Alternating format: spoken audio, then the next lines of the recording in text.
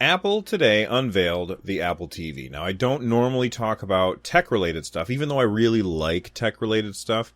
I try and really keep this particular show to be very focused on gaming. However, I am going to talk about the Apple TV today because the Apple TV has been rumored to be a console first and TV thing second. That turned out not to be true. At least from my perspective, I don't think that this is going to go anywhere. And the reason is because they didn't say anything about a controller. So let's look at let's take a look at what the new Apple TV is. So first off, it is just like an Apple TV that is already out, made for watching video online like Netflix and HBO and Hulu, etc. However, it now finally, and people have been clamoring for this for years, and I don't understand what took Apple so long to get there, but finally, you can now download apps onto your Apple TV. This is a big deal because up until now, up until October, which is when this actually comes out, if you wanted, well, not if you wanted, but you had to wait until Apple approved something to be put on your Apple TV. Now, truth be told, I have an Apple TV. It is my preferred device for watching video on my TV, video from Netflix and Hulu and YouTube, etc. But I didn't like how closed down Apple's system was. To be fair, Apple always has closed down systems, and there are reasons why that's good and reasons why that's bad. But for years, in fact, ever since the Apple TV came out, people were asking, when are we going to get apps on this device? And we just kept waiting, and people were thinking, maybe Apple just forgot about the Apple TV. They actually didn't do a refresh for I think it was 2 years where they didn't refresh it. And then all they did was drop the price, which was a clear indicator that they were going to be bringing out a new one. They wanted to drop the price of the old one to get that out of there, sell as many as they could at a lower price. I think it was $60. So they wanted to get those out of there, sell as many as they could, clear out the warehouse so that they could bring in the new Apple TV. And they are saying it is all about the apps. So now, instead of waiting for Apple to say, hey, now you've got a new channel on your Apple TV, you can go to the App Store on your Apple TV and download the apps that you want. So maybe you want to get an Amazon app. Maybe you can download that if Amazon decides to make one. And come on, Amazon, don't be ridiculous. It took them a really long time to put out an Amazon app for Android because they really wanted to push their own stuff. I hope that they don't do nonsense like that with the Apple TV. We'll see. They've kind of always been a little friendly with Apple, but I'm getting beside the point. Remember, I'm trying to focus on games here. So they're now going to have apps, and you're going to be able to download these apps to your Apple TV and play games as apps on your Apple TV. Now, here's the thing. I think that these are just going to be repurposed iOS games. And the reason I think that, everybody was expecting, a controller with this thing. But we're not going to get a controller with this. We just have a remote. The remote looks pretty cool. It looks really fancy. It's got a glass touch pad on the top half of the remote. So you no longer have the clicky back and forth circle with a select button in the middle. Now you've got like a touch pad so you can swipe and tap instead.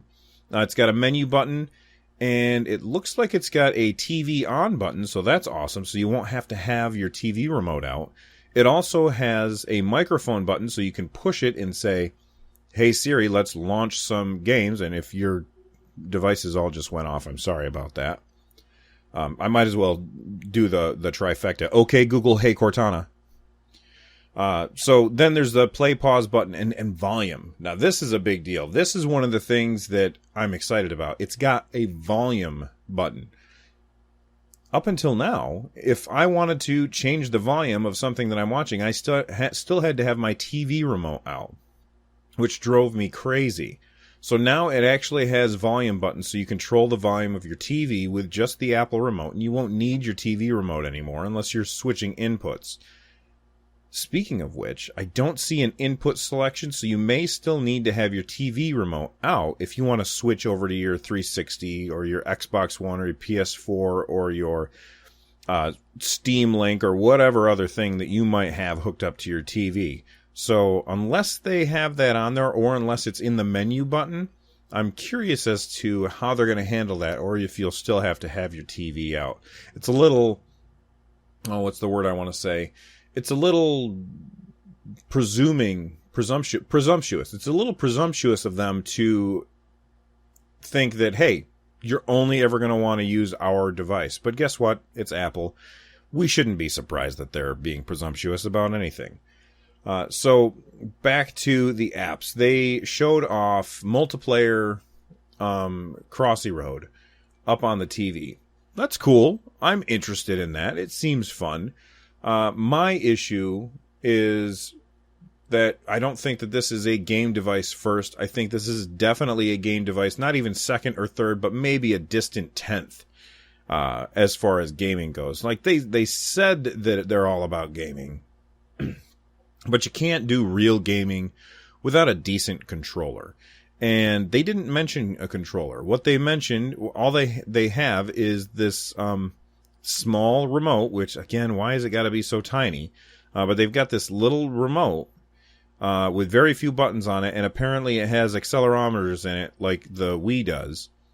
So that's cool, but again, it doesn't have a D-pad, it doesn't have thumbsticks, it doesn't have shoulder buttons, so your interaction with the games are going to be very, very limited. And because of that, this is not a gaming device, even a little bit. That's my opinion.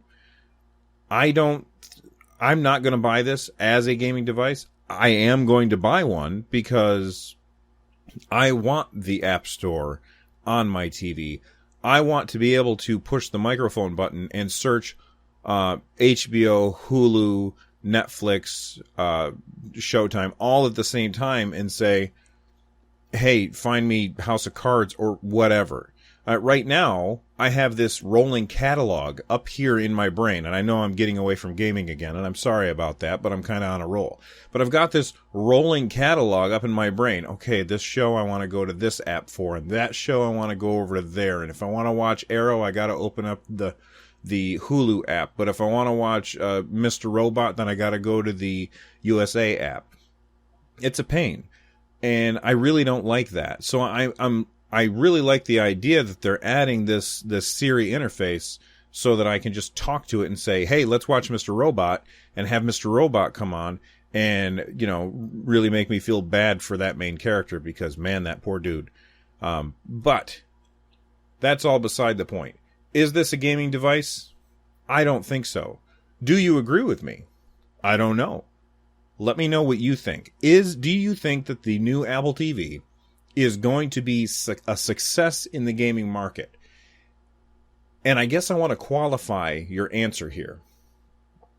If it's going to be a success in the gaming market, does that mean that it's successful with gamers? Or does that mean that it's used a lot for games by people who are not usually identified as gamers? You see, the one thing that I think I need to say is that I think everybody is a gamer now. It's not something where most people don't identify themselves as gamers, but lots of people who don't identify themselves as gamers play games. And that is important. So, as a gaming device, can it be successful? I suppose it depends on how you define gaming device. So I've asked a couple questions now, and I actually want to get you guys to tell me what you think. Will it be successful as a gaming device? What's your definition for gaming device? That's all.